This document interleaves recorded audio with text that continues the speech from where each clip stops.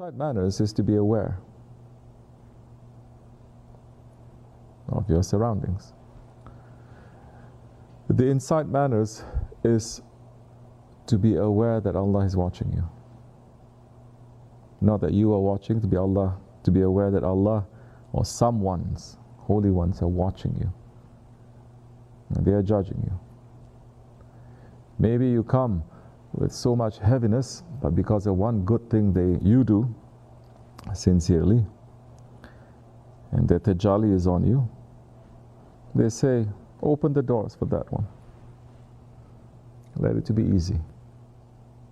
The whole year you're running around, you're going up and down, it doesn't work. But for that specific time, because the look is there, you win. But if you're not going to be aware, first in tariqat, they say, be aware that your shaykh is always looking at you. We don't say those things about the shaykh and the power of the shaykh so much. I feel shame and shy because people are saying that. But I'm going to say that more because now it is the maqam of our shaykh. We are not claiming anything.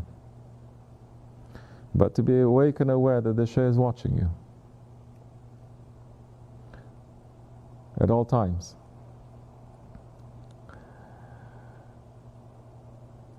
Like Shaykh Effendi used to say, we have eyes in the back of our heads too.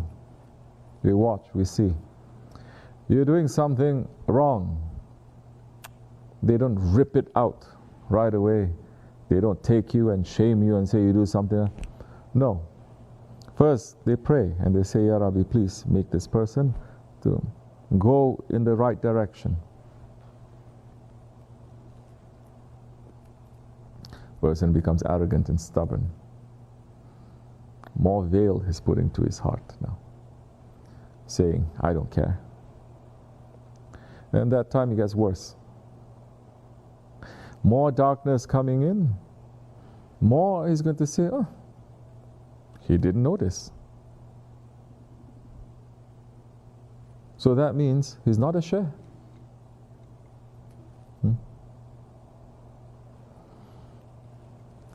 But that one is watching and is smiling. And if you have manners, then you are going to be ashamed whether he shows that he saw or he didn't see. That you're going to run to ask for forgiveness first, and you will have that shame that is inside of you. That shame will make you to stop being arrogant. You want to become arrogant, you say, why you want to be arrogant? You did this, and they're covering for you. They're still not saying anything. They could, they know. Then why are you washing up other people? Why being a tyrant to other people? Why are you claiming you know something? Why you are screaming now someone touches you? They didn't touch you. They pretend as if nothing is happening. Now we come into who are the people who have manners? People who have honor. Honor you cannot see, you cannot touch. Honor is a feeling to say, even if the whole world is, I will not do it. Even if the whole world is not doing it, I will do it. It is a matter of honor now. So knowing that your shaykh is watching you, you cannot run away, you cannot fool him. 1 day, 2 days, he's going to make you feel, he's going to make you think that he is not seeing anything, but he knows. How he gets that power? Allah is the one who gives. His shaykh is the one who gives. The shaykhs, the ones who say, we have this power, we have this, put a question mark to that. You have nothing. We have nothing, I have nothing. But sometimes they may make me to realize some things. And believe me, we realize more than we are going to say. Because now we're going to ask, we're going to pray, we're going to warn, like this or like that. Nicely, that's not working. Harshly, that's not working. Generally, that's not working. Then that time, now the person is at a crossroad now. He's talking about me. Generally, he knows. He's talking about me. But he didn't say my name. So before he calls me out, let me just make an exit. You understand? What is that bayat? That bayatul ridwan, that bayat that everyone has taken, and we say Allah's hand is on this hand. You think you're escaping, but as Shaykh Effendi says, everyone's rope is in my hands. We let you to run around a little bit, but the time comes, especially if you passes your limit, we will pull the rope and we will choke you. That is for you and that is for me.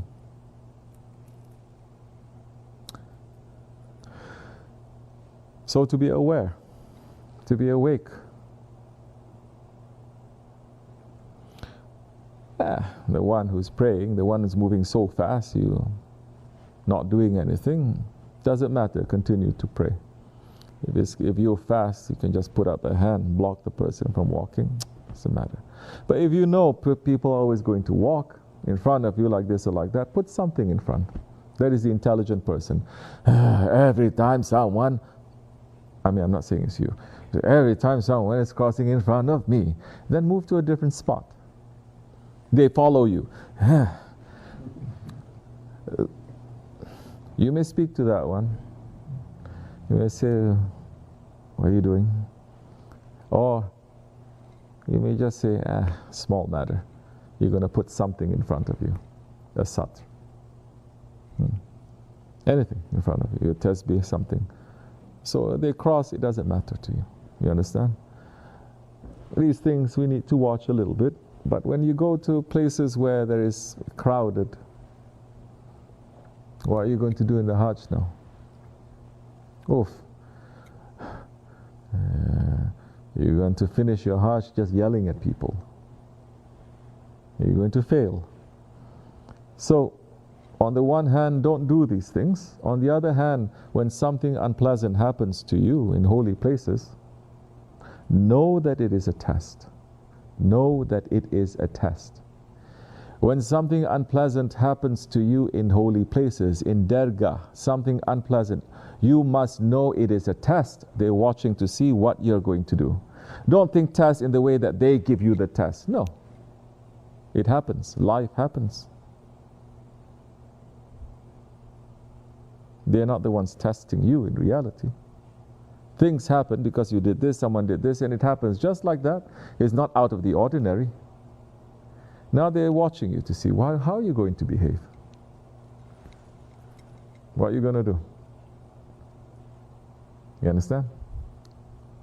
Are you going to do according to your ego? Are you going to do according to how you usually do it? Or are you going to look to see? Hold everything first.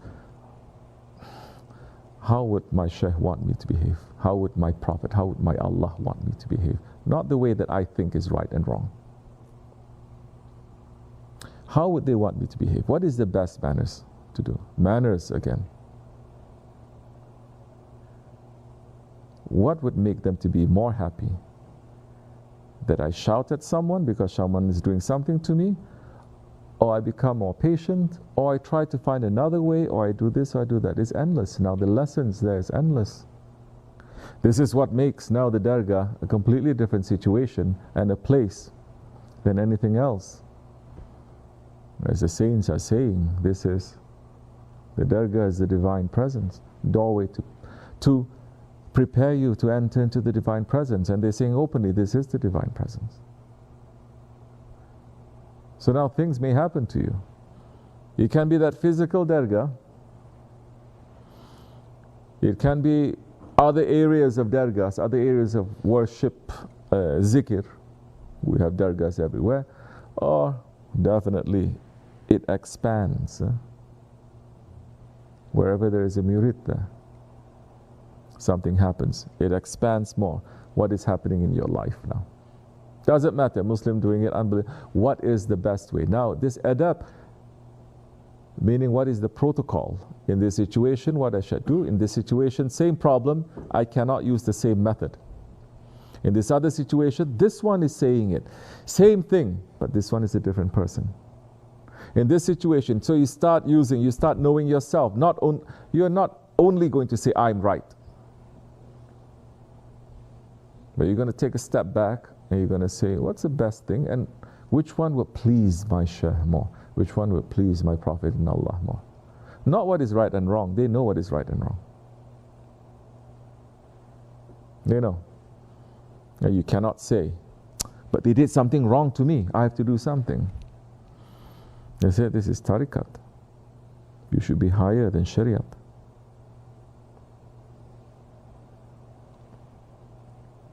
We're asking forgiveness for people before we start the zikr, for people who don't believe in shariat, for people who don't believe in tariqat. We're praying for them too. For people who don't believe in marifat or hakikat, we're asking prayers for them too. It's not only for those who believe. Who is to say we believe anyway? Today we believe, tomorrow we don't believe. What is the test of that? If we do things that is going to show our disbelief. No. As Hadith Sharif is saying, protect us from using those people who use too many words. Who are they? Check yourself. Is that words coming with a proof or is showing the other? We hear so many times now. Now you're living. Oh, we love you. I love you so much. I sacrifice everything to you. We never ask that. I never ask that. I don't like it when people say it. But they want to say it. You're going to be tested.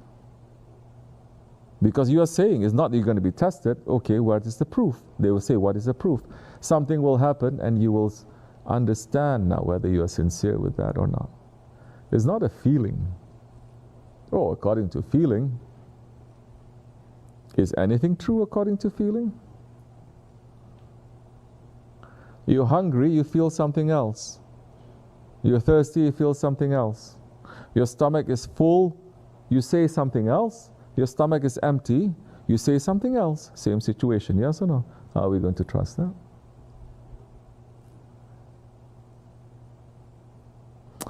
And small things, this is nothing yet. The small things people fail left and right. As Shavani had said, I'm warning you too. He said to me, cut off the dead branches.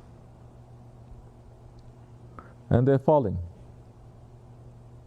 Because I'm not going to also. Shavani said, did you cut off? I'm going to say, and this is my style, shame as you know, they're already falling anyway. It's a test for me. They gave me a thing to cut. I could cut. I can say, well, you told me to cut, I'm cutting. I'm not going to until they fall off by themselves. I will warn them and warn them and warn them. Cutting is no warning. No warning. Off.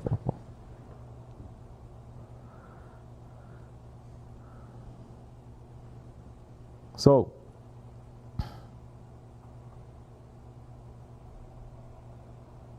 you're not learning.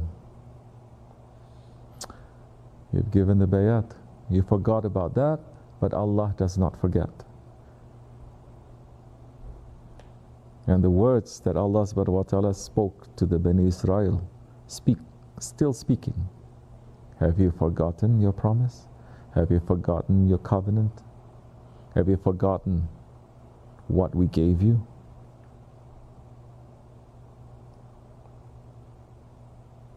So many they are forgetting.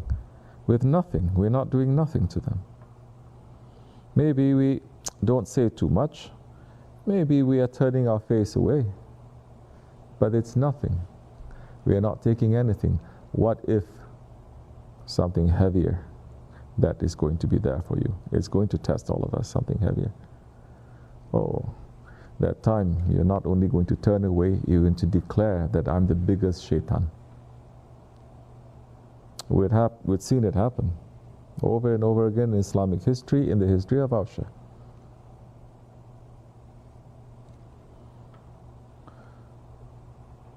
seeing it in front of our eyes, that's okay.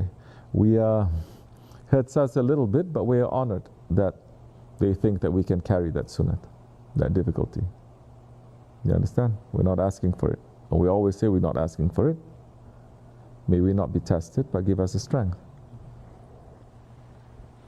It's okay. We have so many things to be happy about, to be thankful for. Never forget, Shaykh Effendi is saying it, and I'm saying it. Doesn't matter if everyone goes. There's no one here. One person or 1,000 people, it doesn't matter. We will continue. I will continue.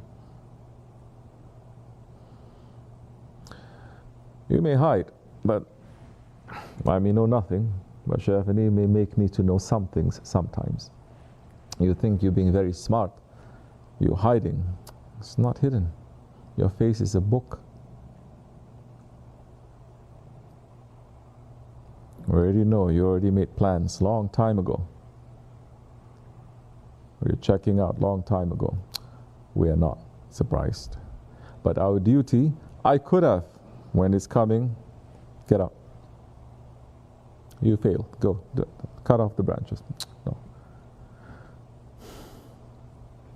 Sometimes it's years. Until it's not responding anymore and they fall off.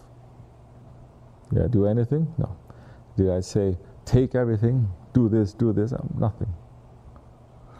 But this is Akhir Zaman. This is what has been happening. It's going to happen. You understand? We must make our heart to be strong. And to say, as the hadith is saying, if there's one person, Allah is saying, everyone is going to go to hell, and one person only is going to go to paradise, we must have hope in our Lord that it is going to be me. It is going to be you.